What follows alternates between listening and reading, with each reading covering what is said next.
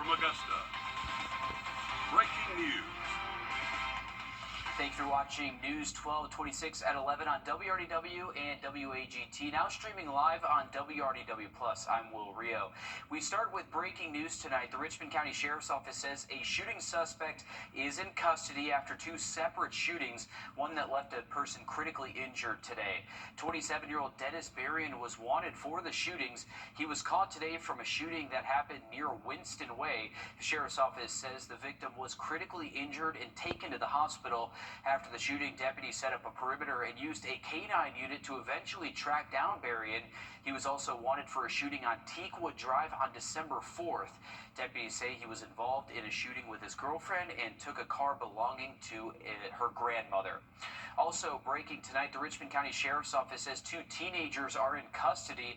Within the last 2 hours, the Richmond County Sheriff's Office says 17-year-olds Sierra Simpson and Dominique Exelis were taken into custody. Deputies said both teens were believed to be armed and dangerous with multiple stolen guns.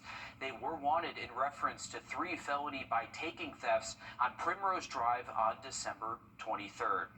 Switching gears to weather now, we'll toss things over to your first alert meteorologist. We now know about possible plans for data centers in Columbia County, but what about Richmond County? News 12 has filed the plans for a data center in Richmond County. Announced years ago, they have roughly doubled in size, and some preliminary work appears to be in progress.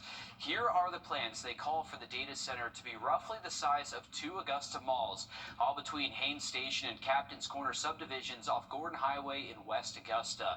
An older home has already been demolished in the area, and heavy equipment has been seen moving dirt near the location in recent weeks. This may be a surprise to those in the nearby neighborhoods as well, because the first plans were announced back in 2022. Back then, the developer T5 said it would build a 140-acre campus near Fort Gordon and the Army Cyber Command headquarters. That all happened before the neighborhoods nearby were even built. Back in June of 2024, new developer Eagle South LLC took over. Project leaders went before the Augusta Planning Commission in June to outline the possible data center. They faced questions from leaders, including the possibility of long-term jobs and a possible 50-foot buffer zone between the data center and those neighborhoods. We have more on this project and the details of that application on our website, wrdw.com. 3 people have died from recent crashes in Aiken County. The Aiken County Coroner's Office says 50-year-old John Robbins of Warrenville died in a crash on Georgia Avenue. Officials say it happened on Christmas night just before 8:30 when Robbins was driving on Georgia Avenue and his motorcycle went off the road, hit a curb, and threw him into a utility pole. He later died at the hospital. Another motorcyclist died after a crash on Christmas morning. The Aiken County Coroner's Office says 31-year-old Edgar Gonzalez Paz died. South Carolina Highway Patrol says the crash happened at 12:30 in the morning on Augusta Road at Atomic Road. Troopers say he went off Augusta Road to the left and hit several small trees. And also in Aiken County, a teenager was also killed in a crash on Christmas Eve on Connector Road. The coroner's office says 18-year-old Aiden Judy died. Troopers say the crash happened just after 8:30 at night when the car crossed the center line on Connector Road, went off the road to the left, hit a culvert, and then flipped. The coroner's office says Judy was not wearing a seatbelt at the time of the crash. Susan Rhodes, the woman who sparked a 2-month-long search after going missing in June, has agreed to a plea deal in Edgefield County. Rhodes' plea deal means she will serve 18 months of probation, 50 hours of community service, and receive mental health counseling. She was originally sentenced to 1 year in jail after pleading guilty to leaving the scene of an accident and damage to a vehicle. Rhodes was indicted on hit-and-run charges in November in Edgefield County after she disappeared on June 11th following a car crash on Gregory Lake Road. A witness said Rhodes' vehicle ended up in a ditch and she was seen getting out and wandering into the woods. We have more on this case in our full coverage on our website, wrdw.com. Well, it's a holiday tradition, shoppers returning to the stores the day after Christmas to return gifts that weren't quite what they wanted. For those shipping their gifts back, Dave Malkoff reports they could be in for a surprise. And now you're telling me that you're going to charge me $11.99 or whatever it is to return items? Are you out of your mind? Hassle-free online returns may be a thing of the past. Most major retailers are now charging customers to return items even if they're unopened and in perfect condition. Who wants to lose money, especially not in this time and in this economy? $850 billion. That's how much Americans will return to the stores this year. Nearly 20% of the stuff we buy online just ends up in the return pile. Return fee? Macy's now charges $9.99 for mail-in returns. TJ Maxx and Marshalls charge $11.99. Other stores, including J.Crew, Abercrombie & Fitch, H&M, and Zara, all now charge fees between $4 and $8. It can now cost as much as $45 to return certain electronics at Best Buy. Amazon, too, has tightened its policy, charging some customers unless they use its box-free in-person drop-off option. Merchants now are under a tremendous amount of cost pressure. They're really trying to offset some of the costs that they face in returns by asking shoppers to share some of the burden. David Sobey co-founded his company, Happy Returns, that uses these AI robots to help make returns easier. Is there any way to avoid these fees?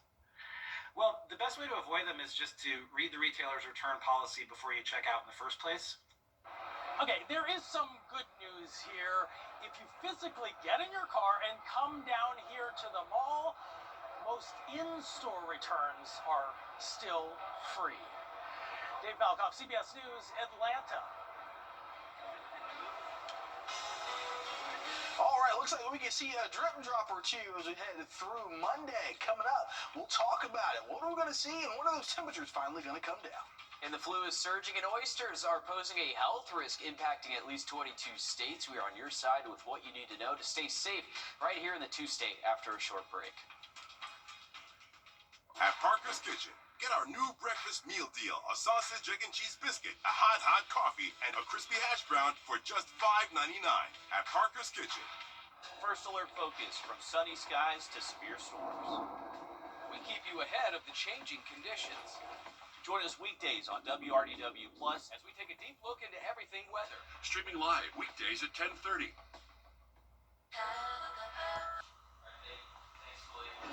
A tough flu season. The latest CDC report says there have been close to 5 million cases and nearly 2,000 deaths, including at least 3 children. If you skipped your flu shot this season, Katie Weiss says doctors have a message for you. It has become a refrain we've heard all fall. Get your flu shot. This winter, doctors are still saying it as the number of flu cases is up coast to coast. My hope is that we're actually getting closer to the peak now. The CDC reports that flu levels are the highest in New York, Colorado, and Louisiana. It's just chaos all around. At this Walgreens in New York City, pharmacist Ashley Almonte got her flu shot. I've seen so many people get it that it's actually scaring me, so I just want to make sure I was safe. Urgent care centers and hospitals in the city have faced a spike of flu patients even earlier than usual in the season.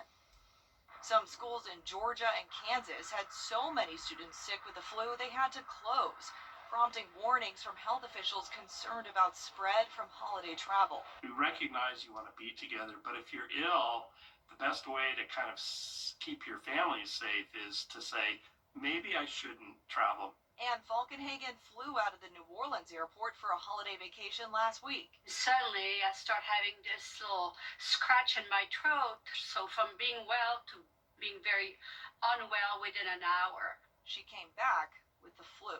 Tell me what that was like for you. You just start aching, your bone, your skin hurt, the headache is 24/7. I don't wish this on anybody. Here in Louisiana, the number of people hospitalized by the flu has more than doubled in less than a month. And doctors here tell me they're preparing for that number to keep rising. I'm Katie Weiss, CBS News, New Orleans. Now to a safety alert for seafood lovers. More than 60 people in at least 22 states have gotten sick with salmonella linked to oysters. This is the latest map from the CDC showing where those cases are. In both Georgia and South Carolina, are on the list here. Georgia has 4 cases. South Carolina has 3 cases. The CDC says at least 20 people have been hospitalized. So far, thankfully, no one has died. As for how you can stay safe, you should just avoid eating raw oysters for now. If you do eat them, the CDC says to boil them until their shells are open or add them to a steamer that's already steaming and cook for 4 to 9 minutes. No recall has been announced yet from the CDC because officials have not found a common source of the oysters with salmonella yet. The CDC and FDA are investigating. And as we enter 2026, you might be looking to leave some habits in the past. We have some advice on some food myths to leave behind after a short break. And as we head to break, here's a live look at Jamestown, New York, and your winning lottery numbers.